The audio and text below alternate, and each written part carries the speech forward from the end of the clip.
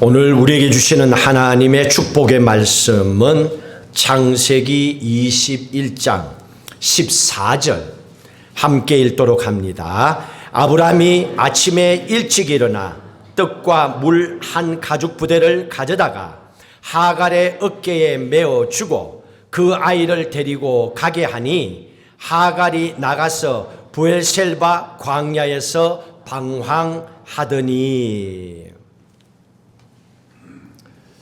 하갈과 이스마엘은 아브라함의 아내요 자식입니다. 근데 아브라함이 오늘 말씀에 보니까 한 가지 결단을 합니다. 앞으로 내가 어떻게 살아가야 되는지 그 결단을 통하여 정확하게 어떤 삶의 모습을 우리에게 보여주고 있습니다. 오늘 14절 앞부분에 아브라함이 아침에 일찍 일어났다고 합니다. 여러분들이 평소에 아침에 일찍 일어날 때는 어떤 일이 있었다는 얘기입니까? 푹 잘 잤다는 얘기입니까? 아니면 밤새도록 무언가 근심되어서 뒤척이고 또 고민하고 그렇게 해서 일어났다는 얘기입니까? 오늘 이 말씀이 어떤 상황일까요? 아브라함은 밤새도록 고민하고 또 뒤척이며 자기가 해결해야 될, 결단해야 될 어떤 문제가 있었다는 걸 보여주고 있습니다. 12절 한번 읽을까요? 12절 읽습니다. 하나님이 아브라함에게 이르시되 내 아이나 내 여종으로 말미암아 근심하지 말고 사라가 내게 이런 말을 다 들으라. 이삭에게서 나는 자라야 내 씨라 부를 것임이니라. 아브라함이 근심한 이유가 있었습니다. 이 근심 때문입니다. 하나님께서 아브라함에게 사라가 너에게 하는 말을 다 들어라. 하갈과 이스마엘을 집에서 내보내라는 얘기입니다. 아내요 아들인데 보내라는 얘기입니다. 그러니 아버지 입장에서 미안하지요. 남편의 입장에서 좀 죄책감도 느껴지지요. 그래서 근심했다는 얘기입니다. 그런데 결단을 내려야 돼요. 그런데 또 한편으로 하갈과 이스마엘을 하나님의 말씀대로 보내지 않고 붙잡고 있다면 이 아들 이삭을 내가 어떻게 잘 키울 수 있을까? 하나님 도움 없이도 이게 또 근심이 되는 거예요. 그러니 이것도 저것도 해결할 수 없는 그런 고민 속에 있습니다. 결국 아브라함은 하나님의 말씀대로 결단합니다. 13절 같이 읽습니다. 그러나 여종의 아들도 내 신이 내가 그로 한 민족을 이루게 하리라 하신지라. 하나님의 말씀이지요.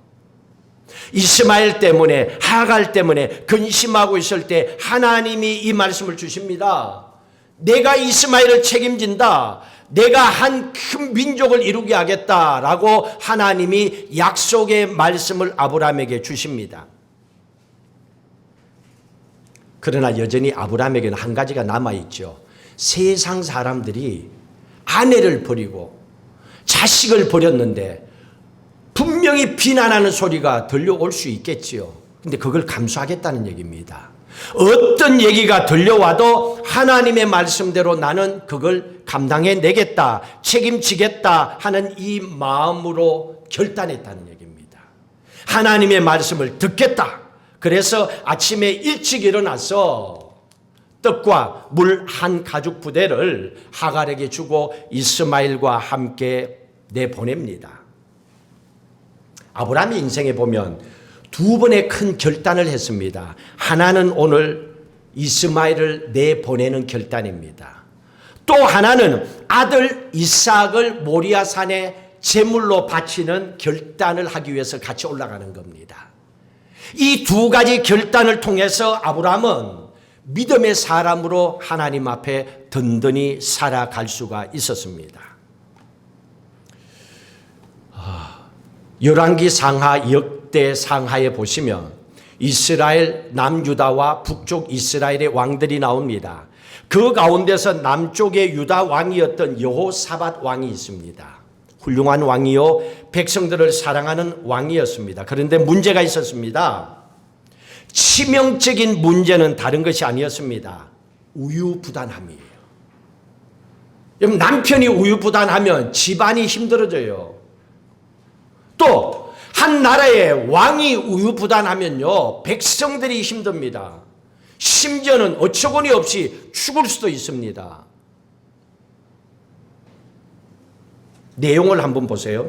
그 당시에 남쪽의 유다의 왕은 여호사밧이었지만은 북쪽 이스라엘의 왕은 아합입니다. 솔로몬 왕 이후에 그때 나라가 쪼개져 버립니다. 그 이후에. 그래서 하나 됐던 나라가 둘로 저렇게 쪼개진 겁니다. 근데 북쪽 이스라엘 아합 왕은 여러분 성경을 읽어보신 분들은 보통 사람이 아니라는 걸 알 겁니다. 아주 저 사람은요, 교활하고 머리가 잘 굴러가고요. 근데 머리가 굴러가도 굴러가는 소리가 안 날 정도로 잘해요. 대단한 사람입니다. 이 사람이 계속 남쪽 여호사밧 왕에게 우리 사돈 맺자, 사돈 맺자 계속 이럽니다. 그 처음에는 거절했습니다. 근데 여호사밧 왕이 우유부단하다 그랬잖아요. 계속 두드리면요, 이 사람은요 넘어가요. 성격이 우유부단하니까 넘어가 버립니다. 결국 안 한다, 거절하다가 사돈을 맺습니다. 그런데 아합 왕은요 이유가 있었어요. 한번 볼까요? 역대하 말씀 보십시오. 역대하 18장 1절. 역대하 18장 1절 성경 띄워주세요. 없어요? 18장 1절 같이 읽습니다. 여호사밧이 부귀와 영광을 크게 떨쳤고 아합 가문과 혼인함으로 인척 관계를 맺었더라. 보세요. 북쪽 아합 왕이 남쪽 여호사밧 왕하고 사돈이 됐습니다. 그런데 여호사밧의 부귀와 영광을 보고 결혼한 거예요. 목적은 이거였어요. 별 볼 일 없는 사람하고는 사돈 안 맺은 거예요. 여러분들도 젊은 사람들 결혼할 때 부모가 자꾸 관여하면 어려운 게 이거예요. 뭐 집안이 어떠냐, 돈이 어떠냐, 뭐 이래 보면 또 좋은 사람 만나도 결혼 못 할 수 있잖아요. 지금 이런 관계였다는 얘기입니다. 여호사밧의 부귀 영광을 탐을 내고 사돈을 맺었습니다. 그러니 사돈을 맺었으면 왔다 갔다 해야 될 거 아니에요. 남쪽 유다 여호사밧 왕이 어느 날 북쪽 사돈 아합 왕 집으로 그 나라로 갔습니다. 사돈을 맺었으니까 거기에 찾아갔더니 또 아합 왕이 뭔가를 하나를 제안하는데요. 또 피할 수 없는, 하여간 뭐 얘기하면 우유부단해가고 결단 못하는 이 여호사밧 왕에게 또 한 가지를 제안합니다. 그 당시에 여기는요 아람 왕이라고 하는 크나큰 제국이 있었습니다. 이건요 남쪽 북쪽 유다가 합쳐도 안 됩니다. 전쟁이 안 돼요. 지금 가자가 하마스가 이스라엘하고 안 되는 전쟁이에요. 근데 자극을 하잖아요. 이슬람 국가들을 자극해가지고 이스라엘하고 싸우겠다고 하잖아요. 안 되거든요. 그런데 아합 왕이 우리 연합해갖고 저 아람을 치자, 저 땅을 빼앗자 이렇게 얘기합니다. 계속 푸시하니까 뻔히 안 되는 줄 알면서도 예스 하는데 여호사밧 왕에도 한 가지 어리석은 생각이 툭 떠올랐습니다. 아, 그렇지. 만약에 아합 왕하고 사돈인데다가 또 우리가 같이 전쟁에 나가게 되면 최소한의 북쪽 이스라엘이 내가 있는 동안 우리 남쪽은 침범하지 않을 거 아니냐. 전쟁 안 일으킬 거냐다. 이 생각을 한 거예요. 그러니 여호사밧 왕이 볼 때는 손해볼 게 없다라고 어리석은 생각을 합니다. 그리고 말도 안 되는 전쟁에 남쪽 유다의 백성들을 이끌고 같이 나갑니다. 근데 여러분 여기에요 아주 교활한 사람이라고 그랬습니다.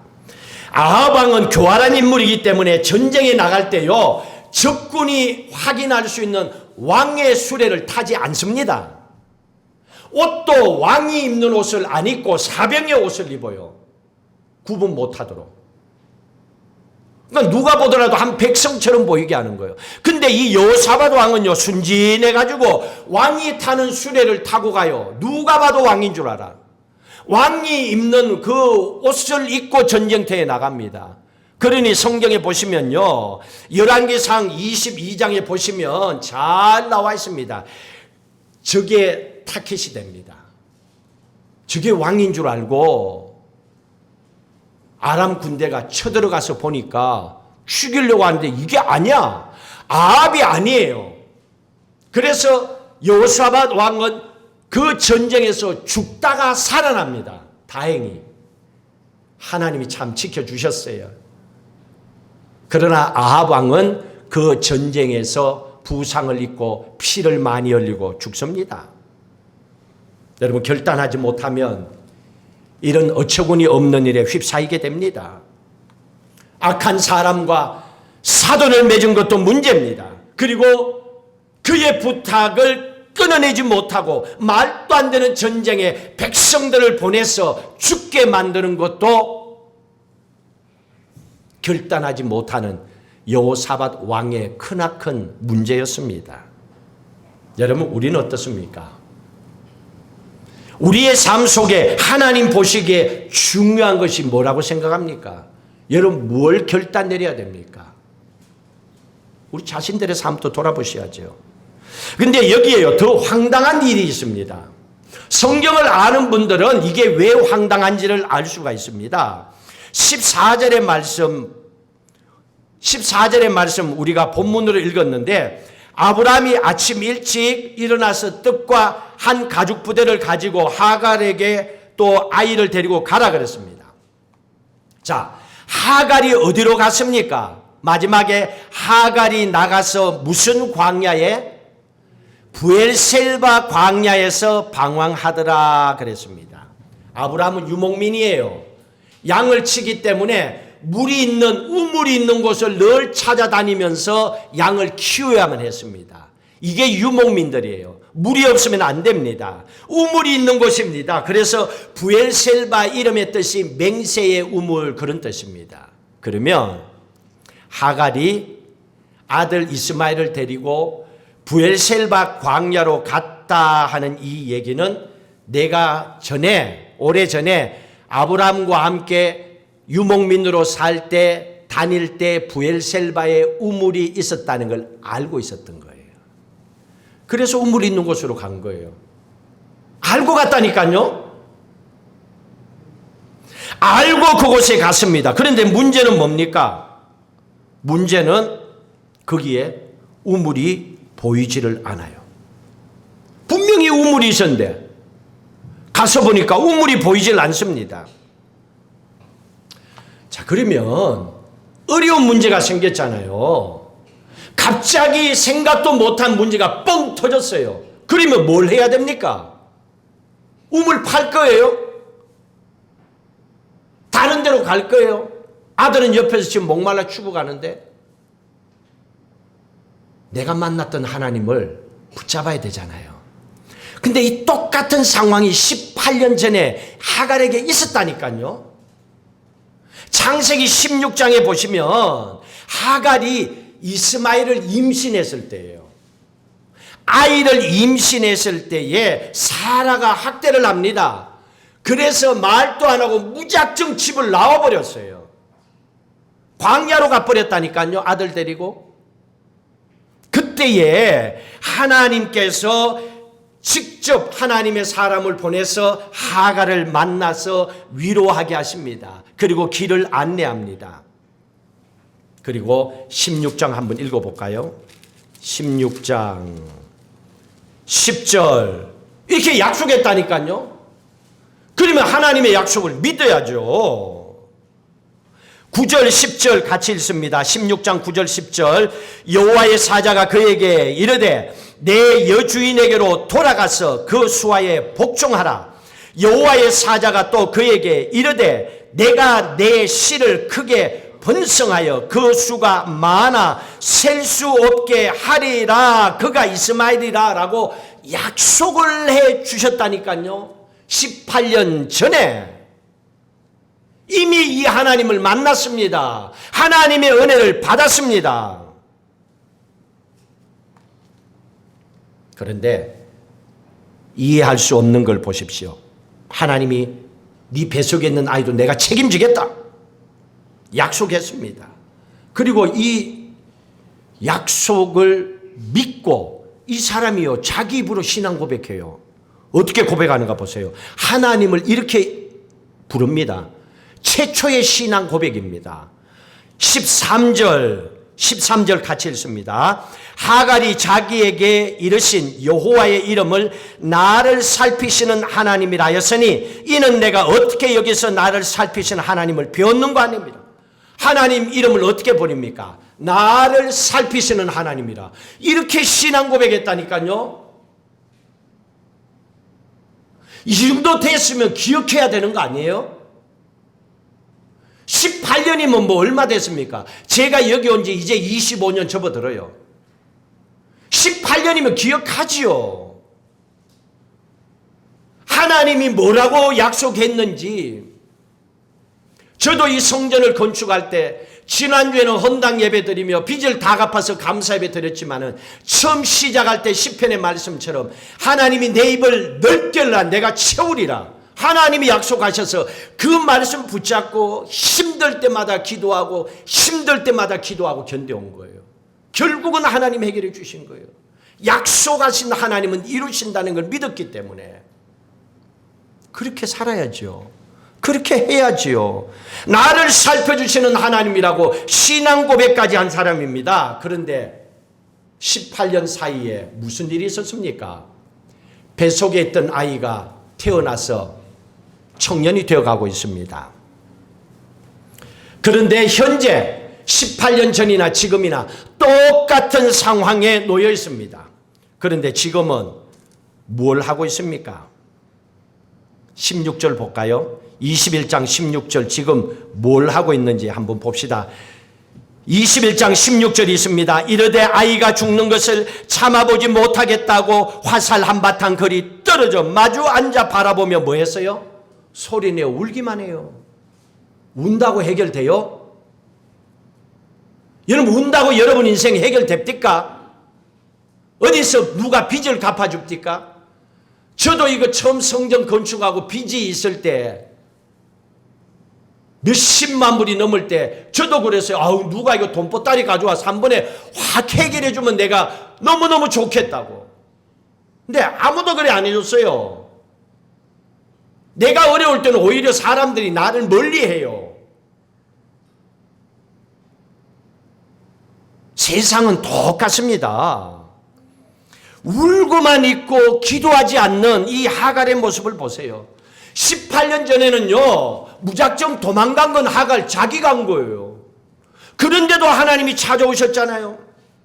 그러면 지금은 상황이 바뀌었어. 나가라 그랬어요. 그러면 하나님 보실 때에 그냥 두시겠어요?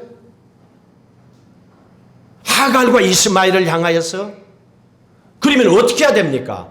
당연히 이렇게 기도해야 되지요. 하나님, 내가 18년 전하고 지금 똑같이 어려움을 겪고 있습니다. 나 좀 아들 이스마엘하고 살려주세요 하고 엎드려 기도하는 게 정상 아닌가요?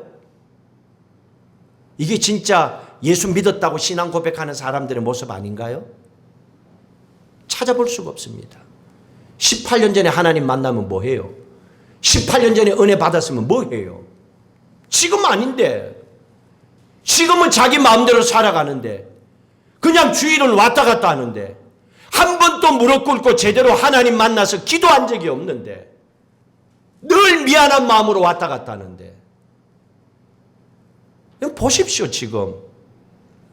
여러분 우리도 인생을 살아가면서 비슷한 고난을 겪습니다. 저는 처음 성전 건축할 때 어려워가지고 이제 이 고난만 지나면 어려움 없겠지. 돈의 고난을 겪었어요. 근데 그 다음에 선교센터 지을 때는 돈이 아니라 사람 때문에 또 더 어려움을 겪는 거예요. 뭐 고발하니 뭐하니 뭐 매장시키니 뭐하니. 세상에 악한 사람들도 많아요. 우리가 그런 비슷한 상황, 고난과 어려움을 겪게 되면 어떻게 해야 됩니까? 그 순간에 그 전에 만났던 그 하나님이 내 안에서 나타나야죠. 그 하나님을 찾아야죠. 그 하나님께 기도해야죠. 그런데 하갈은 18년 전에 한 번 받았던 은혜로 지워버립니다. 땡 칩니다. 하갈은 기도하지 않고 울고 앉아 있습니다. 아들 이스마엘은 나무 아래 앉아서 죽기를 기다리고 있습니다. 근데 하나님이 찾아오셨습니다. 왜 찾아가는지 몰라 하나님은. 17절 18절 한번 볼까요?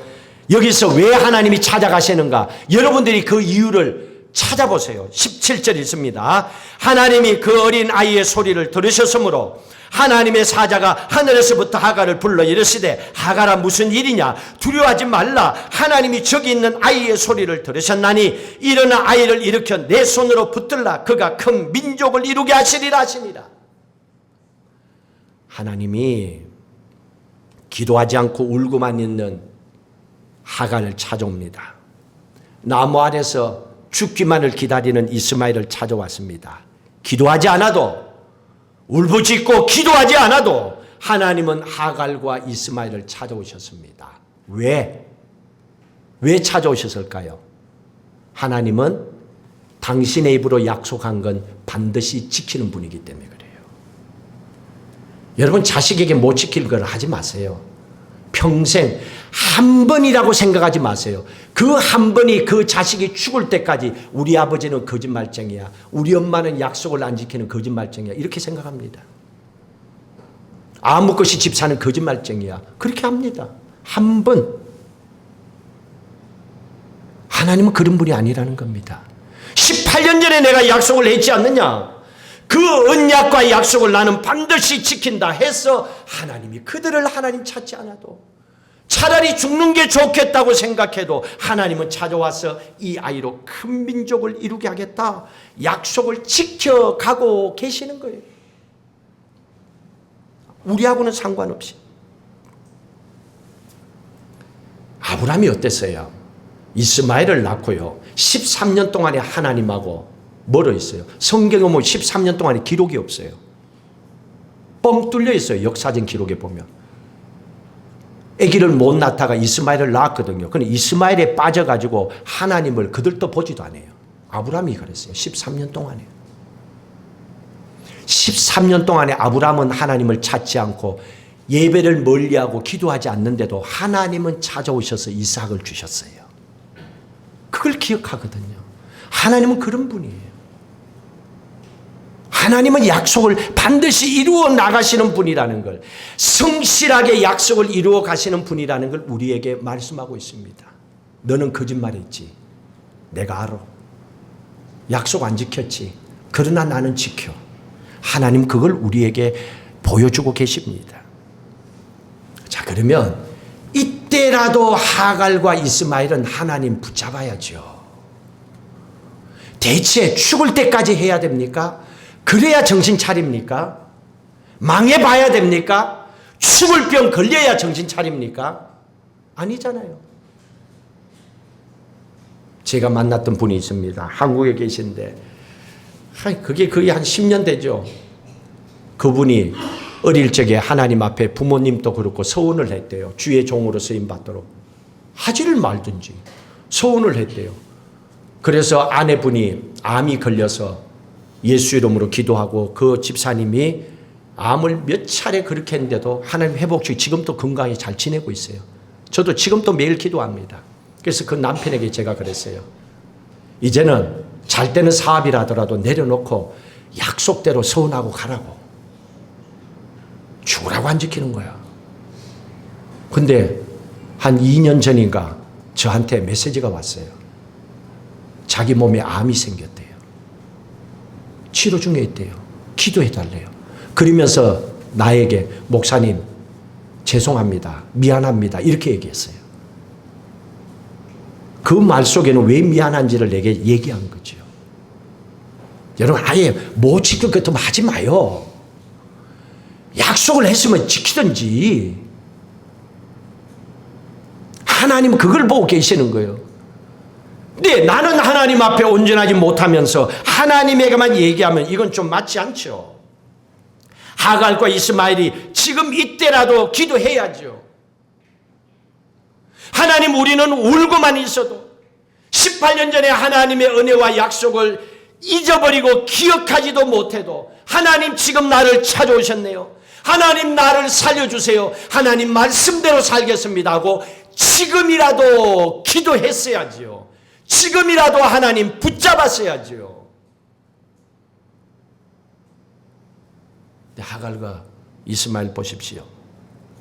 이게 참 올바른 선택인데 하갈과 이스마엘은요, 정반대로 삽니다. 21장 20절 21절 보세요. 어떻게 사는가. 20절 있습니다. 하나님이 그 아이와 함께 계심에 그가 장성하여 광야에서 거주하며 활 쏘는 자가 되었더니 그가 바란 광야에 거주할 때에 그의 어머니가 그를 위하여 애굽 땅에서 아내를 얻어 주었더라.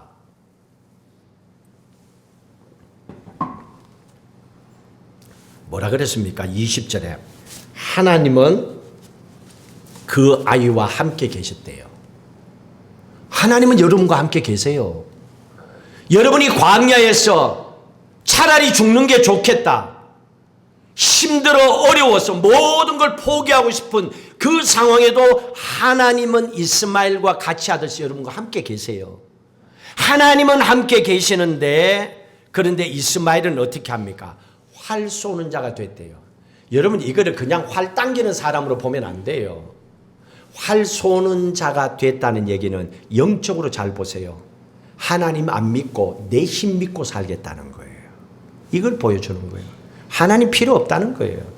하나님 의지하지 않고 내 힘 의지하고 살겠다는 거예요. 이스마엘이 그렇게 삽니다.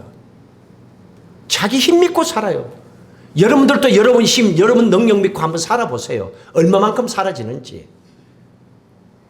그리고 여러분 인생이 여러분의 노력으로 살았다면 그 마지막의 결론의 책임도 여러분들 자신들이 지셔야 돼요. 하나님에게 옮기지 마세요, 그거는. 그러나 그게 아니라고 생각하면 하나님께로 돌아서야지요. 활 쏘는 자가 되어 하나님이 아니라 자기의 힘을 믿고 의지하고 살아가는 이스마엘이 되어버립니다. 그것뿐입니까? 그 어머니 하갈은 또 어떡합니까? 그 아들 며느리를 데려오는데 어디서 데려와요? 에집트에서 데려옵니다. 하갈이 에집트 여자예요. 자기가 에집트 출신이거든요. 이방 여자 아닙니까? 이방에서 저 여자를 데려옵니다. 하나님의 뜻이 아니지요. 자, 그러면 이스마엘도 하갈도 여기서 한번 보십시오. 결론적으로 뭘 얘기합니까? 우리는, 하갈과 이스마엘은 하나님과 이제 상관없이 살겠어요 하는 그 말입니다. 하나님 이제 나 찾지 마세요. 나도 하나님 안 찾을 거니까 이제는 하나님과 아무 상관없습니다. 그리고 우리는 아브라함의 신앙과도 아무 관계가 없습니다. 이 얘기입니다, 지금. 그러니까 하나님하고 상관없고 아브라함 집안하고도 상관없고 그냥 하갈은 자기의 족보대로 자기 생각대로, 이스마엘도 그 엄마와 똑같이 그렇게 살아갑니다. 하나님께서는 하나님의 은혜 가운데 하나님께서는 하갈도 이스마엘도 살려주기를 원하시고 함께 하셨는데, 마지막까지 함께 하셨는데 이들은 하나님이 함께하는 걸 거부했습니다. 그리고 자기 마음대로 살아갑니다. 하나님이 그러면 사인을 안 주셨을까요? 하나님이 영적으로 이미 여기서 사인을 주셨다는 걸 우리에게 보여줍니다. 19절의 말씀해 보세요. 19절 같이 읽습니다. 하나님이 하갈의 눈을 밝히셨으므로 샘물을 보고 가서 물을 채웠더라 그랬어요. 잘 보세요. 하나님이 하갈의 눈을 밝혀주니까 샘물이 보였다는 얘기예요. 그러면 바로 앞에는 브에셀바로 가면 분명히 우물이 있다라고 알고 갔는데 우물을 못 찾았잖아요. 왜 못 찾았어요? 하나님이 못 보게 했으니까. 하나님이 못 보게 했으니까 그런 거예요. 그런데 하나님이 보게 하시니까 우물을 찾게 된 거예요. 무슨 말입니까? 하갈과 이스마엘을 향하여 내가 너희들을 책임지겠다. 나를 따라오너라. 너희 눈을 밝게 해서 광야에서도 너와 너 자식이 잘 살 수 있도록 내가 축복해 주겠다. 광야 괜찮아. 내가 함께하면. 하나님이 지금 그 말씀을 해주고 계시는 겁니다. 그래서 그의 눈을 밝게 하시고 샘물을 보도록 하셨던 겁니다. 하나님이 책임져 주겠다는 겁니다. 그러나 여기는 한 가지 더 있습니다. 만약에 너희가 나를 떠나서 살면 네가 믿고 찾아왔던 부엘셀바의 우물을 못 찾았던 것처럼 네가 열심히 살아간다 하더라도 너희의 눈이 어두워져서 샘물을 발견하지 못하고 너희의 인생은 너는 열심히 산다고 하지만 너희의 인생은 방황하고 힘들어질 거야. 그걸 여기에서 보여주고 계시는 거예요. 인생을 산다는 건 열심만 갖고 사는 게 아니에요. 배운 지식만 갖고 사는 게 아니에요. 건강만 있다고 사는 게 아니라는 걸 여러분 살아와서 잘 알잖아요. 하나님은 그걸 우리에게 지금 얘기해 주고 있습니다. 이 사인을 보여준 거예요. 나를 믿고 따라와라. 그런데 어리석게도 하갈과 이스마엘은요, 부엘셀바에서 목말라서 물만 마시고 쏙 빠져버립니다. 거기서 끝나버립니다. 그러면 그의 후손들은 어떻게 됐을까요?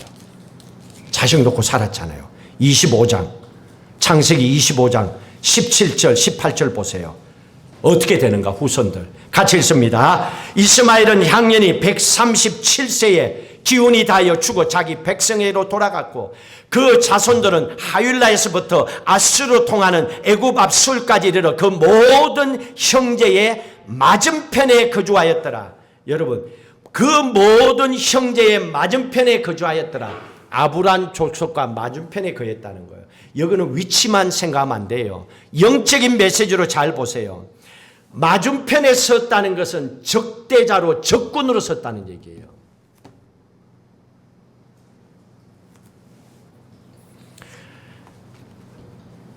이때부터 하갈과 이스마엘의 후손들은 아브라함의 후손들과 적대자가 되어 싸웁니다. 이게 지금 이스라엘의 전쟁이에요. 이스라엘과 이스마엘 전쟁입니다. 이슬람 교도들의 전쟁이에요. 저거는요, 무서운 전쟁입니다. 여러분 보셨지요? 이스라엘도 그냥 죽인다 그러면 가서 다 죽여버리는 거예요.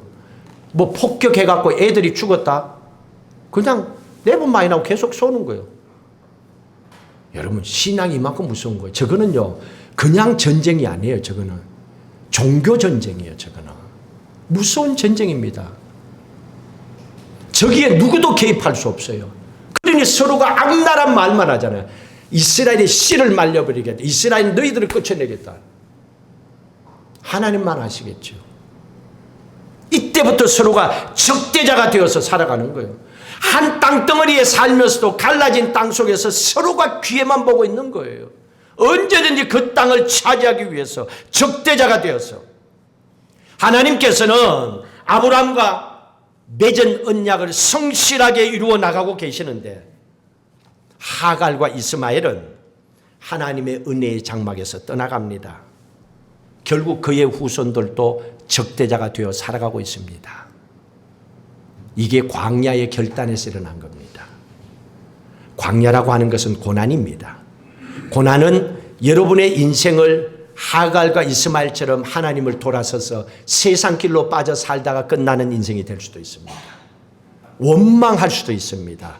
그렇게 살다 끝날 수도 있습니다. 그러나 오히려 그 광야의 고난 때문에 내가 하나님을 만날 수 있었고 하나님께 기도할 수 있어서 하나님 감사합니다.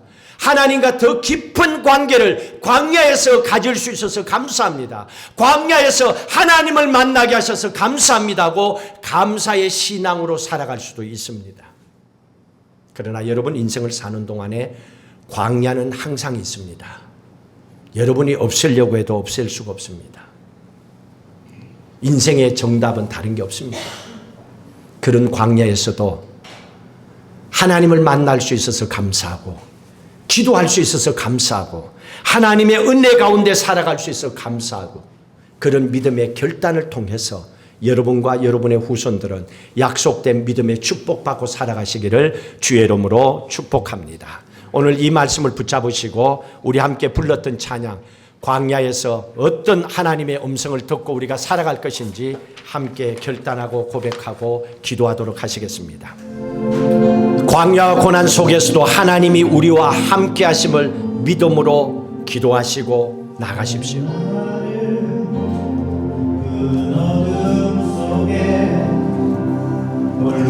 두시는지 어두운 밤은 왜 그리 길었는지 나를 고독하게 나를 낮아지게 세상 어디도 기댈 곳이 없게 하셨네.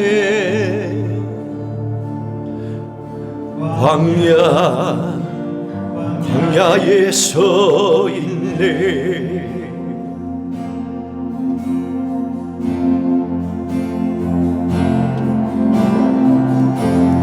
주님만 내 도움이 되시고 주님만 내 빛이 되시는 주님만 내 친구 되시는 광야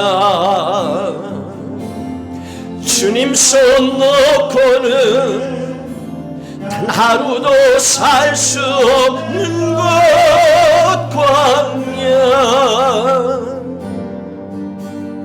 광야에 서 있네.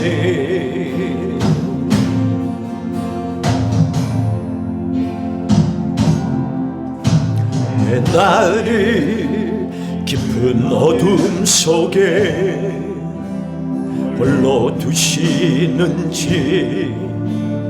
어두운 밤은 왜 그리 길었는지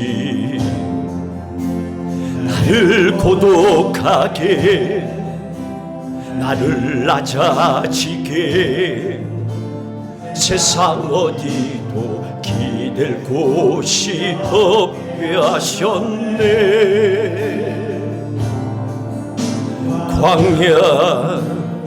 광야에 서 있네.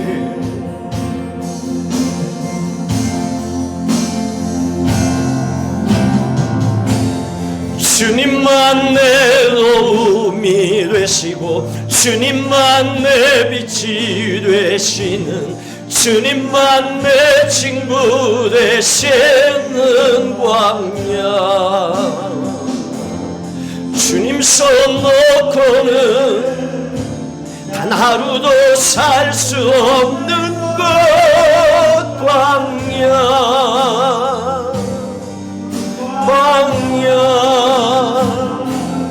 주께서 나를 사용하시려 나를 더 정결케 하시려 나를 택하여 보내신 그곳 광야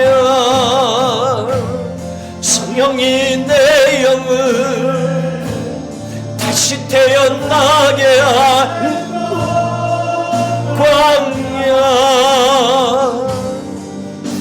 광야에 서 있네.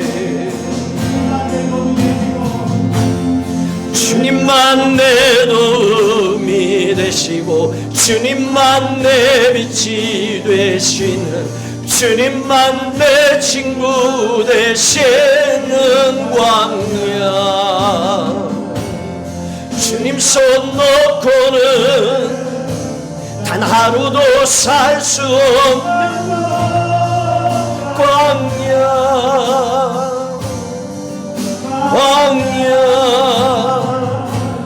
주께서 나를 사용하시려 나를 더 정결케 하시려 나를 택하여 보내신 그곳 광야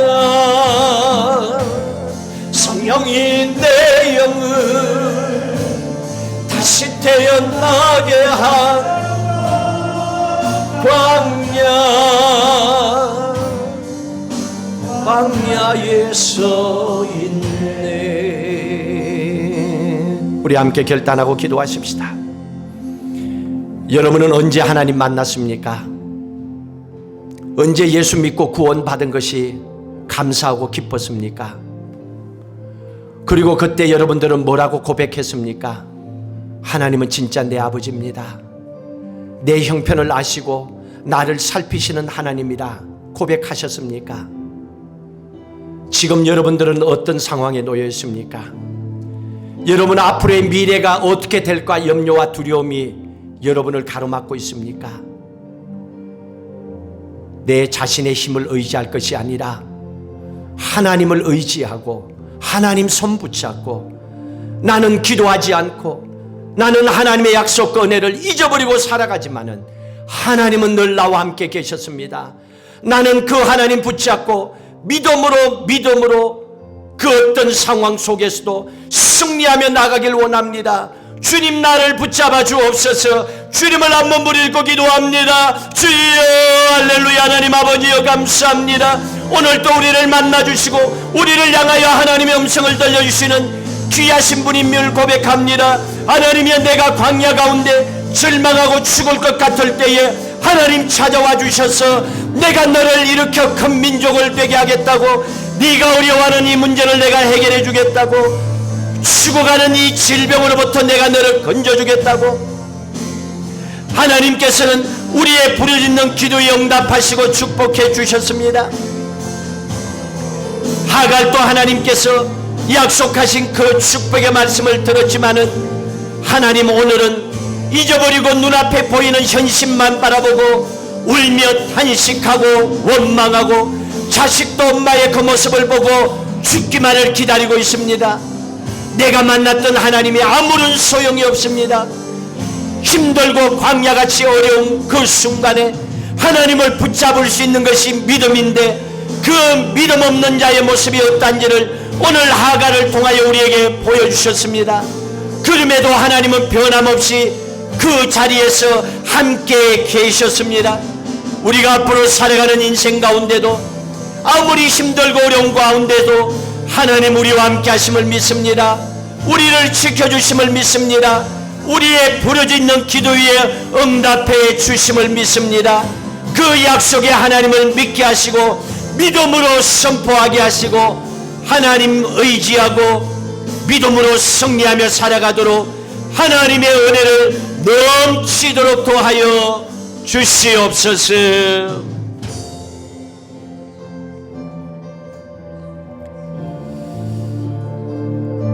우리는 이렇게 기도했습니다.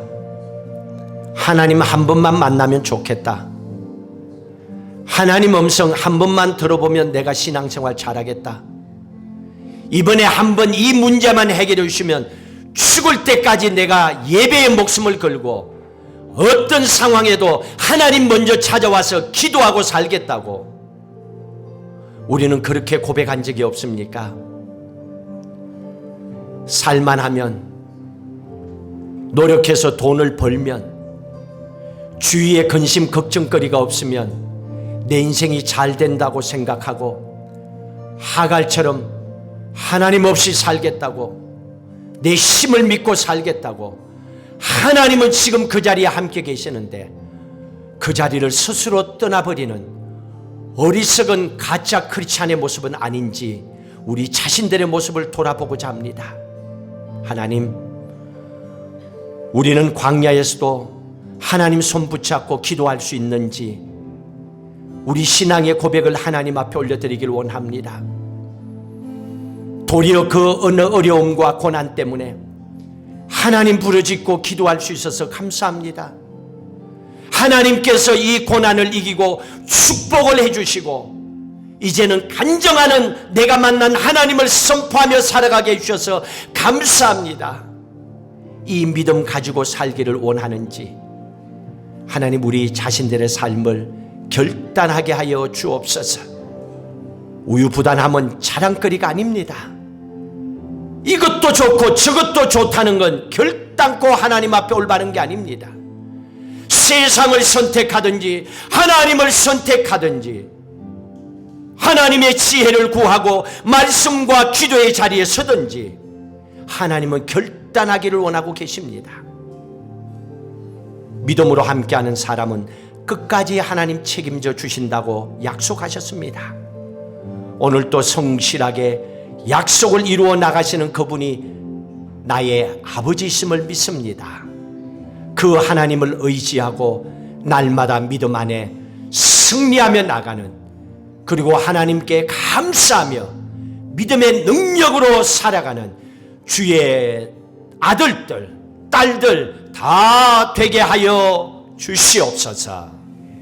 이제는 우리 주 예수 그리스도의 은혜와 하나님 아버지의 무한하신 사랑하심과 성령님의 인도, 교통, 충만하심이 광야에서도 고난에서도 하나님은 함께 계심을 믿고 기도가 축복의 길임을 믿음으로 선포하고 고난이 축복의 통로임을 믿음으로 무릎 꿇게 하셔서 하나님이 약속하신 놀라운 믿음 안의 축복을 다 받아 누리고 믿음 안에 승리하며 살아가는 모든 주의 자녀들, 일터, 사업, 후손들 되기를 간절히 축원하옵나이다.